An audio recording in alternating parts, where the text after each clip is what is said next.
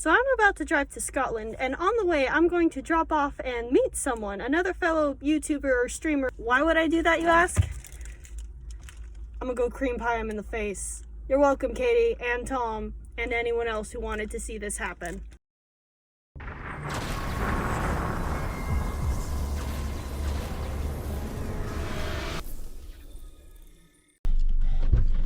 You're gonna want to step outside. You want to take this? Huh? You want to take this? It's on. Okay, I'll take it. I'll take that. There we go. Oh. Oh no. Yes. Oh Yes. no. Oh no. Yes. Fuck. You gotta get your expression. You gotta get your face. Katie, Tom, that was for you. But I did actually bring you a cheesecake, so. I mean, it tastes quite nice, that one. That's a white chocolate one. Needless to say, it was a huge blast to meet John, and it was so much fun watching for what I was awake for of his sleep block, especially because he got a Rayquaza from the get-go that he named after me as kind of like a I don't know, introduction to me being there. And it was a huge blast. He's also a really great cook, really awesome person. Please check him out if you don't already know who he is. Super Saiyan Blue Lucario, SSB Lucario. I'll leave a link to his Twitch and his YouTube channel in the description below. He has some really cool series going on. Really fun dude. It was a blast. Thank you for having me over. Thank you for putting up with me, because I know I can be a little bit crazy. But it was really nice to meet you, and can't wait till the next time we get to hang out. I digress, however. You're here for the Scotland trip, and just a heads up, I'm reading this unscripted, so this is probably going to sound like a mess. But the drive up there was extremely foggy as soon as I got near the border, but as soon as I crossed the sign that said, "Welcome to Scotland," the fog just opened up and the sky was nice and clear and blue. Everything was so green and beautiful, and the couple little towns that I drove past on the way to Edinburgh in Scotland they were so nice to look at, but like the hillsides, the trees, it was a place that I wanted to hop out of my car and just start walking for hours, and at some point I do want to go back up there to just take a walk. Once I got into the city, it was a bit of a mess to find a place to park. I was driving around for like 30 minutes trying to find somewhere to park. And that night, me and my friends just went out drinking. The streets were really pretty as well. They were all lit up. Everyone was out drinking, having fun. I had a couple drinks myself before me and my friend went to McDonald's, and I got like a banana milkshake or something. It was a really fun night, though. The next morning, though, it was time to explore, and I knew there was one place in particular I wanted to go, and that was the Harry Potter store. Now, this street, they definitely call it the real-life Diagon Alley for a reason. Just look at this. It's practically Diagon Alley. But the Harry Potter store was the one place I really wanted to go. And they had like a cupboard under the stairs. The stairs had the little, I can't think of the name, the little flying keys dangling from like strings.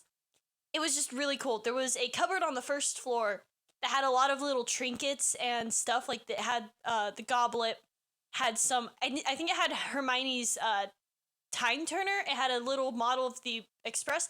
And the second floor had a head of the basilisk as well as the Chamber of Secrets mirror. But most of that was sealed off. The second floor was the main one that I focused on. There was it was all sectioned off by like house, and I made a beeline for the Slytherin area where I grabbed most of my goodies. And there was also a nice rack of all of these different books and these creatures. I was going to get one, but they didn't have an Akami or a Thunderbird, which were the ones I really wanted, and considering how expensive they were, it wasn't worth getting one that wasn't one I wanted.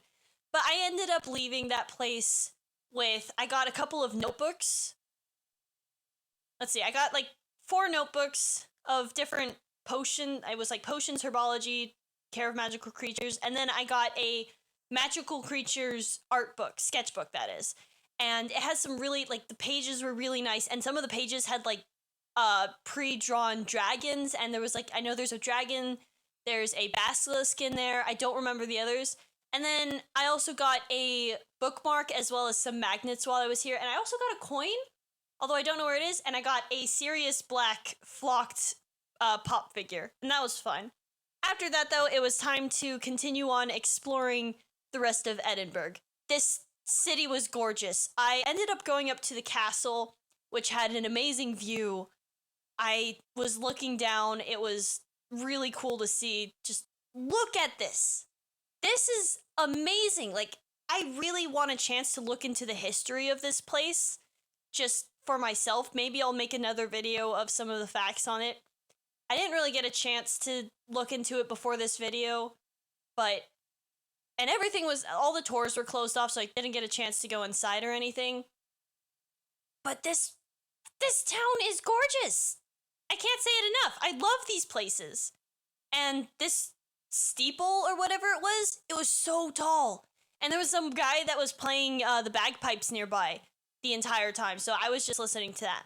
But as I was leaving the castle, two things caught my attention. The first thing was this statue, and it was the words underneath the statue which caught my eye for a particular word. And the second thing was this magician street performer standing on a piano stand. He might not look like much at first, is magician, street performer, kind of an average guy, I guess you might think when you first look at him. But let me just give you a little snippet of his humor here. An auction. Chris, there's one ball off the table, but if you like it, we can continue on. I'll tell you what, just to make Chris mad, I haven't touched that cup in 7 minutes, which means that one's been there this entire time. But if you people didn't think I wasn't worth a 20-pound note by now, with all the jokes and the magic, well, I shall raise the bar. Because 4 tennis balls is pretty cool.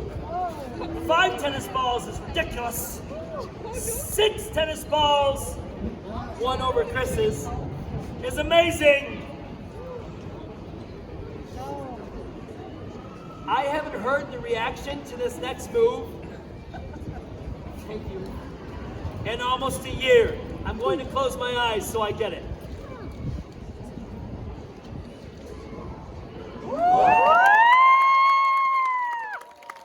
So that is Todd Various, a really funny guy. After the show, I had about an hour and a half maybe, where I just sat down and got to talk to him for a while. Really great honor to meet you, and thank you for being the highlight of my day. Other than that, the third day that I spent down there, the fog had returned, and unfortunately I had to leave, but I still got a little extra footage as I was walking to the car, stopped at Starbucks along the way, and had a very nice drive back. I wish I could have stayed longer, but it was only a couple days that I had allotted. At some point in the future, though, I plan on going back and actually booking places. But the drive back was really nice. Even got to stop, like, I was driving past the beach, and I made sure to stop to get a quick snippet of that as well. Otherwise, though, this was an amazing trip, and I have no idea where I'm going to go next, but I hope you guys enjoyed this, and be sure to hang around, subscribe, like, and I can't wait to see you for the next trip. Peace out, guys.